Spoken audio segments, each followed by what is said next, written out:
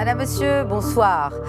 Ce soir, dans Question Éco, nous parlons bilatéralisme. Alors que les cartes du commerce international sont en train de se redistribuer, quel rôle la Covid-19 a joué dans les relations internationales? Étude de cas ce soir dans la coopération sino-marocaine et ce en compagnie de Mohamed Benchkroun, professeur de management et ambassadeur du club des dirigeants en Chine. Bienvenue à toutes et à tous.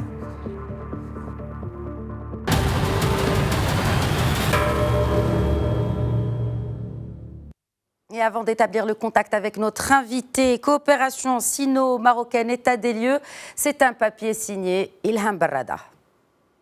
Sans cesse renouvelée, la coopération maroco-chinoise date de plus de 60 ans. En cette période de pandémie, les relations entre les deux pays entrent dans une nouvelle ère, avec notamment la signature jeudi 20 août de 2 accords de coopération en matière d'essais cliniques du vaccin anti-Covid-19. Que ce soit dans le domaine de la santé publique, de l'enseignement supérieur ou sur le plan culturel, les partenariats entre le Maroc et la Chine se multiplient rapidement. Le total des échanges commerciaux réalisés entre les deux pays est estimé à 4,4 milliards de dollars en 2018. En novembre dernier, une entreprise spécialisée dans la vente de jantes en aluminium a ouvert une deuxième usine à Kenitra pour un investissement de 350 millions d'euros. Plus de 200 000 touristes chinois ont visité le Maroc en 2018, des arrivées touristiques boostées par la suppression du visa pour les citoyens chinois. Certes, la propagation de la pandémie de la Covid-19 a largement affecté le rythme des échanges économiques bilatéraux. Cependant, les jalons du partenariat stratégique sino-marocain sont bel et bien en marche. Une coopération bilatérale aujourd'hui au plus fort est abordée lors de l'entretien téléphonique du roi Mohammed VI et du président Xi Jinping le lundi 31 août dernier. Un entretien qui s'inscrit dans le cadre des relations d'amitié entre les deux nations. Il a également porté sur le développement des relations bilatérales dans tous les domaines, notamment le dialogue politique, la coopération économique, les échanges culturels et humains, ainsi que la lutte contre la pandémie de coronavirus. Et justement, pour parler de cette coopération sino-marocaine avec nous depuis Casablanca, Mohamed Benchkroun, professeur de management et ambassadeur du club des dirigeants en Chine. Bonsoir Mohamed Benchkroun. Oui, bonsoir. Je vous remercie pour l'invitation. Merci à vous de l'avoir accepté. Donc, nous venons de l'entendre et de le voir dans le reportage que l'on vient de suivre. Lutte contre la pandémie. Est-ce que vous pensez que la Covid-19 est finalement un accélérateur du bilatéralisme, et notamment entre la Chine et le Maroc? Alors, on va parler plus spécifiquement de la relation sino-marocaine. Effectivement, la Covid-19 est un accélérateur de la relation, et cela sur plusieurs dimensions. L'édito a mis en relief finalement le partenariat qui a été signé entre le Maroc et l'entreprise Sinopharm CNBC, China National Biotech Company. Et donc cela va permettre que le Maroc s'intègre dans les essais cliniques avec entre 1000 à 2000 Marocains qui sont portés volontaires. Et cela va se passer au CHU de Casablanca et à l'hôpital militaire de Rabat. Cela va permettre en contrepartie de sécuriser les commandes de vaccins. Et le Maroc n'est pas le seul pays à avoir signé ce partenariat avec la Chine. Il y a aussi les Émirats arabes unis, l'Argentine et le Chili.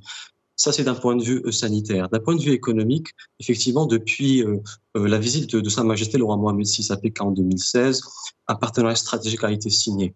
Et cela s'est développé sur 2 axes stratégiques. Le premier, c'est d'un point de vue de l'attractivité des IDE chinois. Il est incontestable que la Chine maintenant a une force de frappe et dans une optique d'externaliser une grande partie de son industrie partout dans le monde. Et comme le Maroc a développé une plateforme d'attractivité de son industrie, effectivement, cela crée une complémentarité. Et la lueur d'espoir, la preuve à l'appui, c'est l'entreprise Dicastal, le leader mondial dans les jantes en aluminium, qui ont finalement, on a vu, ouvert 2 usines en l'espace d'une année avec une création de 1200 emplois et un investissement de 300 millions d'euros, ce qui est tout à fait estimable. Et cela, nous sommes qu'à notre début de cette longue coopération. L'autre axe stratégique, c'est par rapport au tourisme. Après l'annulation de toute la procédure consulaire pour les Chinois accéder au sol marocain. Nous sommes passés à une attractivité des touristes de 10 000 visiteurs en 2015 à maintenant plus de 130 000, avec un objectif à terme dans les années qui viennent après la fin de la pandémie à recevoir 500 000. Donc nous sommes, finalement, le Maroc s'aligne avec les grands de mutations géoéconomiques. La Chine n'est plus seulement l'usine du monde, n'est plus seulement une force d'export de son industrie, c'est devenu aussi un pays avec une classe moyenne très élargie, avec Oui. une force de frappe. Alors, avec la baisse justement de la demande européenne sur les produits industriels chinois et ce redéploiement, n'est-ce pas, industriel mondial, quelle est la place du Royaume du Maroc dans cette chaîne de valeur mondiale et surtout, dans quel secteur se positionne-t-il ? Lors de cette Covid, on a bien constaté que beaucoup de pays développés ont perdu de leur souveraineté sanitaire finalement à s'approvisionner des masques. Et donc, de ce constat-là, effectivement, plusieurs pays, notamment d'Asie du Sud-Est, d'Afrique du Nord et d'Afrique de l'Est, sont maintenant les vainqueurs de cette mutation de la supply chain mondiale. Je prends le cas du Vietnam qui a beaucoup profité de cette mutation, de cette guerre commerciale entre les États-Unis et la Chine, de cette tension sino-européenne, et le Maroc aussi. Le Maroc a construit depuis de longues années, depuis 2015, une plateforme d'attractivité de son industrie. Nous avons connu une renaissance, un boost de son industrie. Et de ce fait-là, nous devons effectivement militer pour qu'on puisse avoir aussi notre part du gâteau dans cette externalisation ou dans cette relocalisation. Relocalisation de la partie occidentale et aussi délocalisation de la partie chinoise. Maintenant, après, il faut faire très attention par rapport à deux éléments dans l'attractivité des idéaux chinois. Il faut vraiment militer pour qu'on impose des clauses environnementales, puisque le Maroc doit s'aligner avec la stratégie royale d'être un leader dans les énergies renouvelables. Donc nous ne devons pas accepter n'importe quel type d'industrie, spécialement une industrie polluante.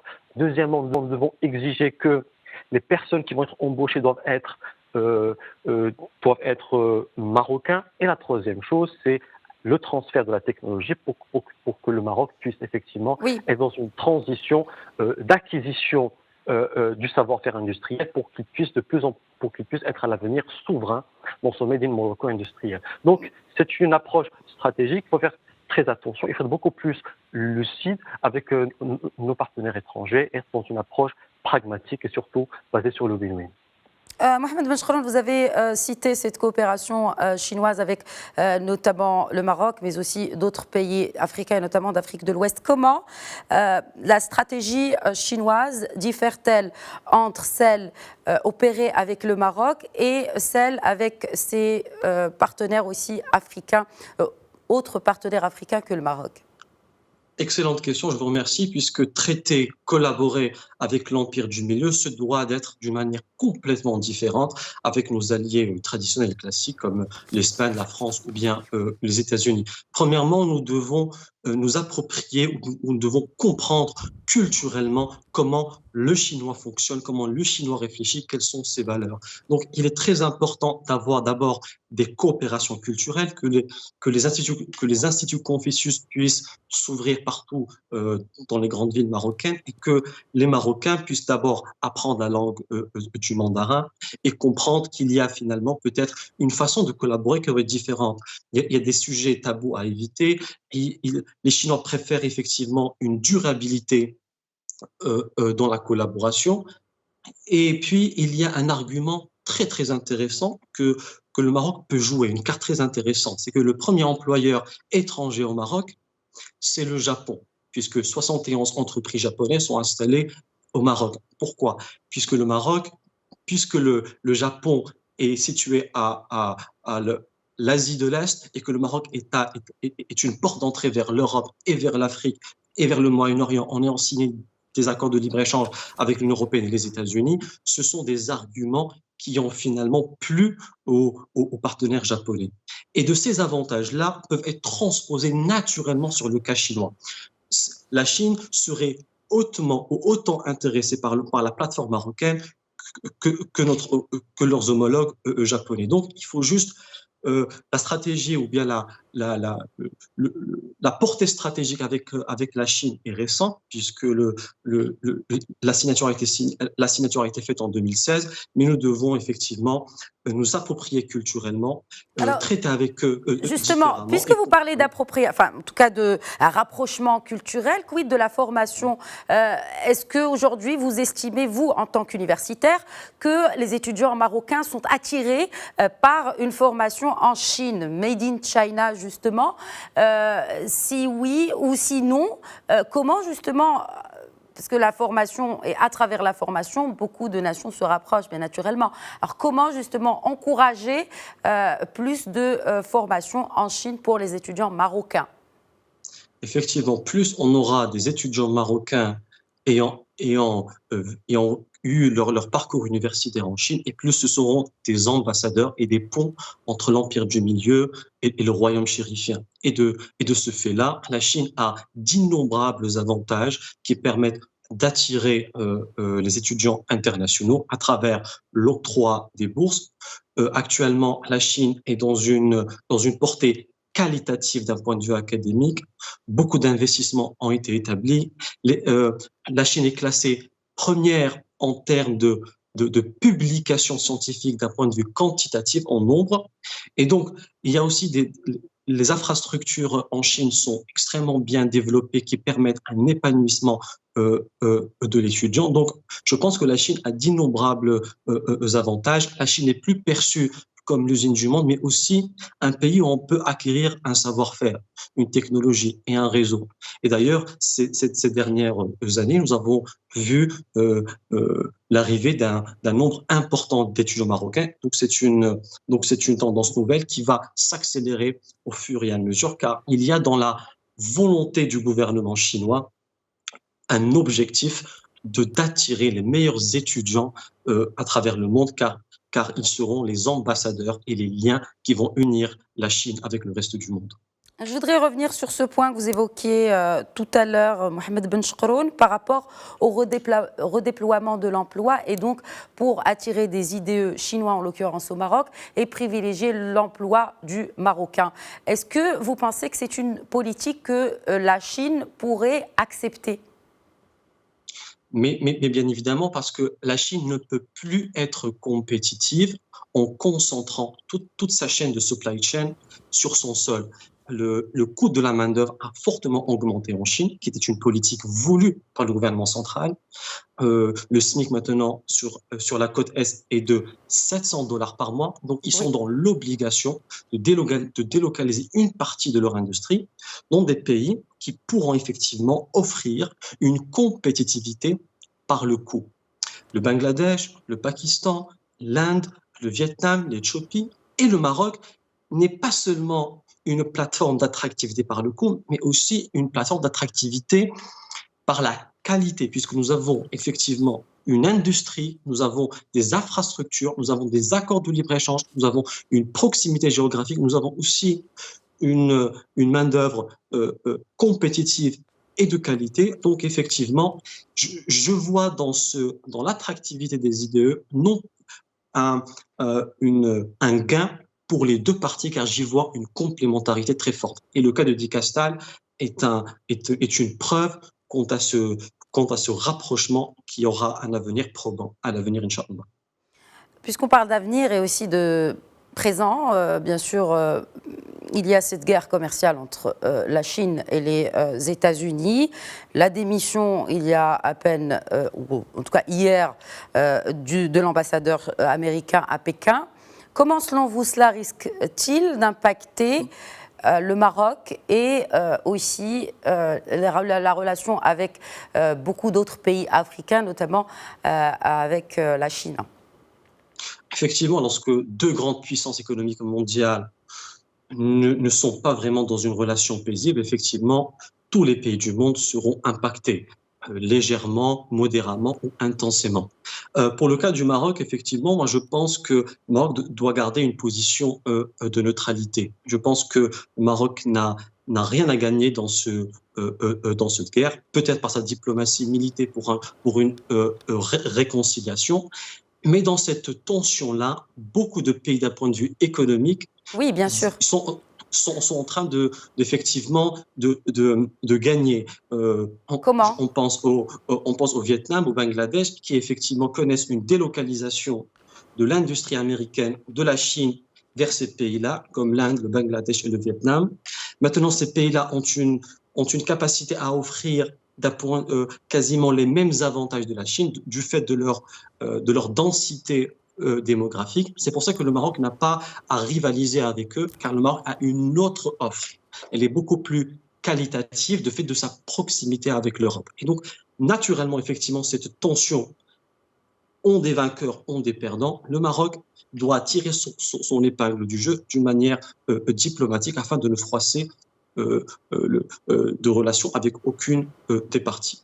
Est-ce que vous pensez que cette guerre commerciale peut avoir un impact économique, en l'occurrence, bien sûr, et notamment sur le secteur industriel? Je pense à la métallurgie, par exemple.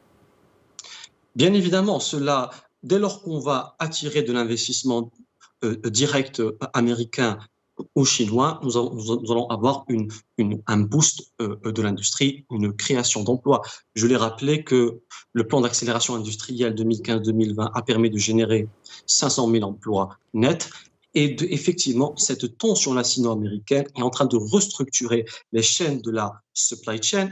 Le Vietnam est en train d'y gagner et le Maroc aussi a tous les atouts pour attirer ces investissements étrangers et de cette attractivité, on pourrait effectivement connaître un boost dans le secteur du textile, dans le secteur de l'automobile et aussi dans l'électronique, car 7 téléphones sur 10 sont produits en Chine et 7 téléviseurs sur 10 sont produits en Chine. Donc effectivement, si nous pouvons avoir une petite part dans ces délocalisations et dans ces mouvances, nous serons effectivement gagnants et nous allons combler une grande part du chômage.